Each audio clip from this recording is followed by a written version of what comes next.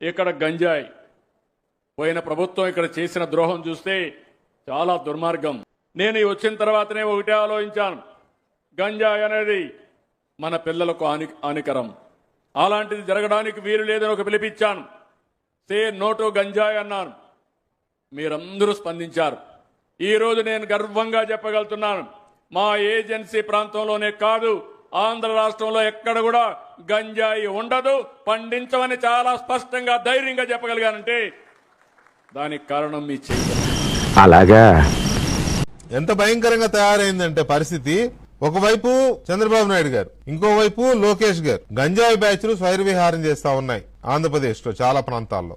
దీన్ని కంట్రోల్ చేయలేకపోతున్నారు. ఎందుకు అనేది నాకు అర్థం కావట్లా. విశాఖ, నెల్లూరు, తిరుపతిలో ఈ గంజాయి కేసులు ఎక్కువగా వస్తా ఉన్నాయి. ఈ గంజాయి ఎందుకు గంజాయిని కంట్రోల్ చేయలేకపోతున్నారు? ప్రభుత్వం 1.5 years అయింది.